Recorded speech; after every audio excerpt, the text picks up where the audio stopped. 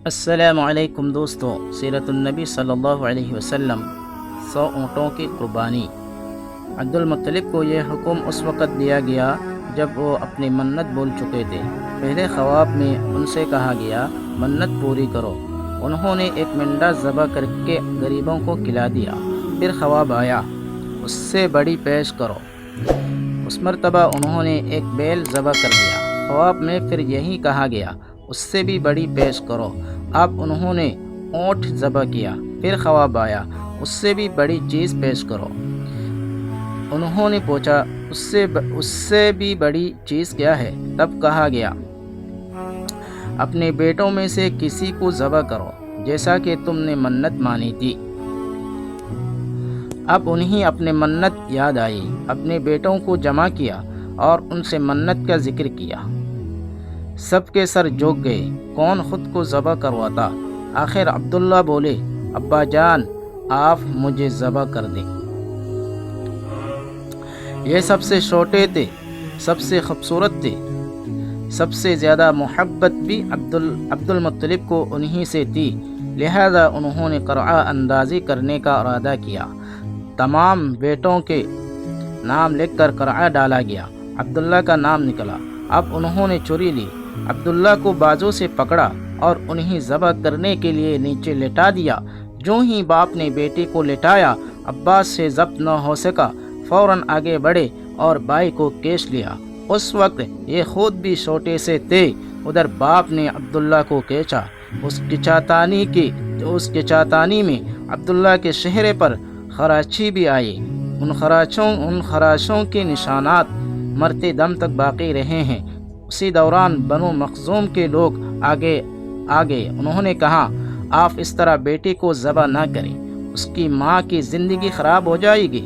آپ اپنے رب کو راضی کرنے کے لیے بیٹے کا فدیہ دے دیں۔ اب سوال یہ تھا کہ فدیہ کیا دیا جائے۔ اس کی ترغیب یہ بتائی گئی ایک کاغذ پر 10 اونٹ لکھے جائے اور دوسرے پر عبداللہ کا نام لکھا جائے، اور اگر 10 اونٹ والے پرچے نکلے تو 10 اونٹ قربان کر دیے جائے۔ اگر عبداللہ والے پرچے نکلے تو 10 اونٹ کا اضافہ کر دیا جائے۔ پھر 20 اونٹ والی پرچی اور عبداللہ والی پرچی ڈالے جائے۔ اگر 20 اونٹ والی پرچی نکلی تو 20 اونٹ قربان کر دیے جائے، ورنہ 10 اونٹ اور بڑھا دیے جائیں۔ اس طرح 10 کر کے اونٹ بڑھاتے جائے۔ عبد المطلب نے ایسا ہی کیا ہے۔ 10 اونٹ بڑھاتے چلے گئے اور ہر بار عبداللہ کا نام نکلتا چلا گیا، یہاں تک اونٹوں کی تعداد 100 تک پہنچ گئی۔ تب کہیں جا کر اونٹوں والی پرچی نکلی۔ اس طرح ان کی جان کے بدلے 100 اونٹ قربان کیے گئے۔ عبد المطلب کو اب پورا اطمینان ہو گیا کہ اللہ تعالیٰ نے عبداللہ کے بدلہ 100 اونٹوں کی قربانی منظور کر لی ہے۔ انہوں نے کعبے کے پاس 100 اونٹ قربان کیے اور کسی کو کھانے سے نہ روکا۔ سب انسانوں، جانوروں اور پرندوں نے ان کو کھایا۔ امام زہری کہتے ہیں کہ عبد المطلب پہلے آدمی ہے جنہوں نے آدمی کی جان کی قیمت 100 اونٹ دینے کا طریقہ شروع کیا۔ اس سے پہلے 10 اونٹ دیے جاتے تھے۔ اس کے بعد یہ طریقہ سارے عرب میں جاری ہو گیا، گویا قانون بن گیا کہ آدمی کا فدیہ 100 اونٹ ہے۔ نبی کریم صلی اللہ علیہ وسلم کے سامنے جب یہ ذکر آیا، آپ صلی اللہ علیہ وسلم نے اس فدیہ کی تصدیق فرمائی، یعنی فرمایا یہ درست ہے، اور اسی بنیاد پر نبی کریم صلی اللہ علیہ وسلم فرماتے ہیں میں 2 ذبیح ہوں، یعنی حضرت اسماعیل علیہ السلام اور حضرت عبداللہ کی اولاد ہوں۔ حضرت عبداللہ قریش میں سب سے زیادہ حسین تھے۔ ان کا چہرہ روشن ستارے کے مانند تھا۔ قریش کی بہت سی لڑکیاں ان سے شادی کرنا چاہتی تھی، مگر حضرت عبداللہ کی حضرت آمینہ سے شادی ہوئی۔ حضرت آمینہ وہب ابن عبد مناف بن زہرا کی بیٹی تھی۔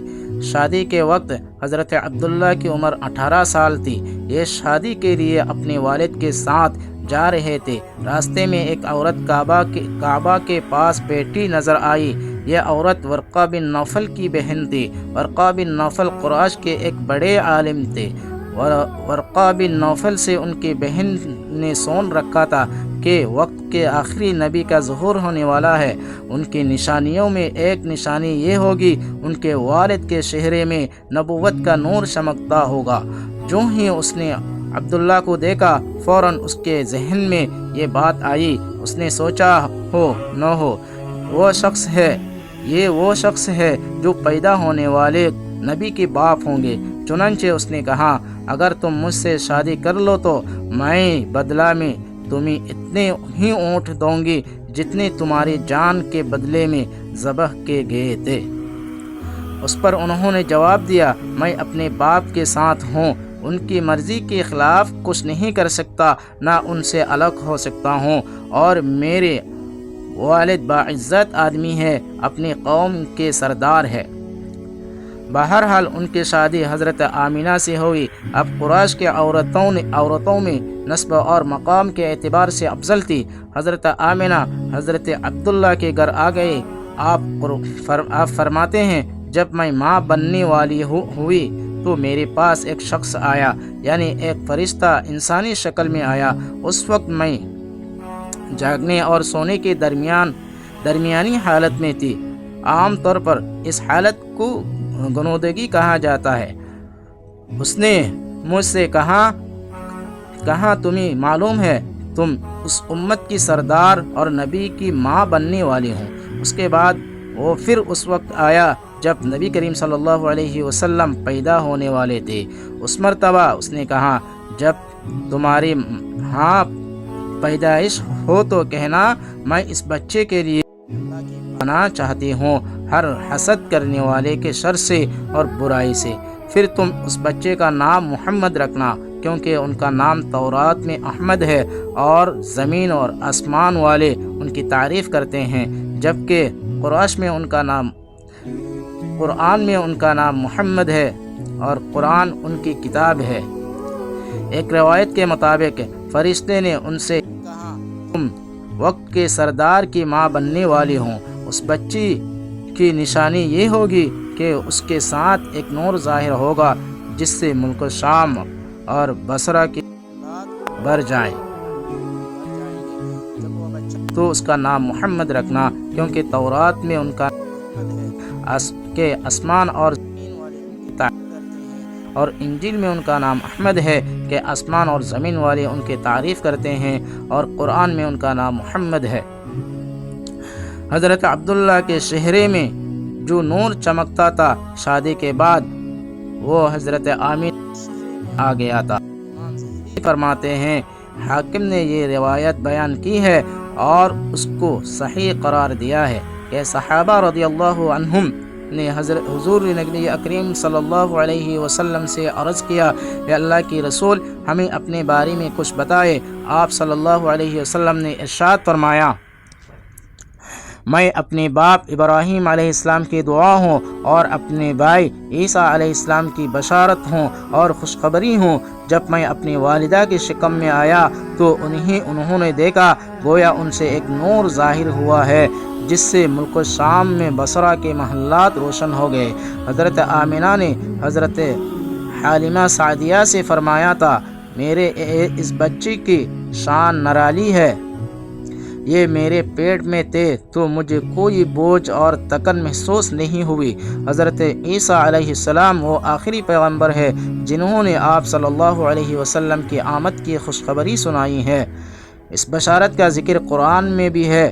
سورہ صف میں اللہ تعالیٰ فرماتے ہیں، اور اسی طرح وہ وقت بھی قابل ذکر ہے جبکہ عیسیٰ ابن مریم علیہ السلام نے فرمایا کہ اے بنی اسرائیل، میں تمہارے پاس اللہ کا بھیجا ہوا آیا ہوں کہ مجھ سے پہلے جو تورات آ چکے ہیں میں اس کی تصدیق کرنے والا ہوں، اور میرے بعد جو ایک رسول آنے والا ہے ان کا نام مبارک احمد ہوگا، میں ان کی بشارت دینے والا ہوں۔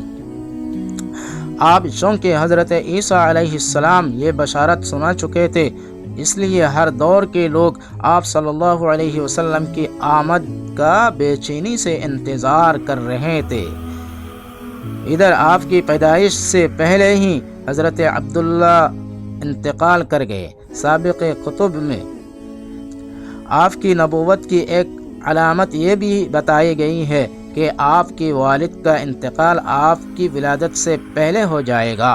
حضرت عبداللہ ایک تجارتی قافلے کے ساتھ تجارت کے لیے گئے تھے، اس دوران بیمار ہو گئے اور کمزور ہو کر واپس لوٹے۔ قافلہ مدینہ منورہ سے گزرا تو حضرت عبداللہ اپنے ننیال یعنی بنو نجار کے ہاں ٹھہرے۔ ان کے والدہ بنو نجار سے تھی، 1 ماہ تک بیمار رہے اور انتقال کر گئے، انہیں یہیں دفن کر دیا گیا۔ تجارتی قافلہ جب حضرت عبداللہ کے بغیر مکہ مکرمہ پہنچا اور عبد المطلب کو پتہ چلا کہ ان کے بیٹے عبداللہ بیمار ہو گئے ہیں اور مدینہ منورہ میں اپنے ننیال میں ہیں، تو انہیں لانے کے لیے عبد المطلب نے اپنے بیٹے زبیر کو بھیجا۔ جب یہ وہاں پہنچے تو عبداللہ کا انتقال ہو چکا تھا۔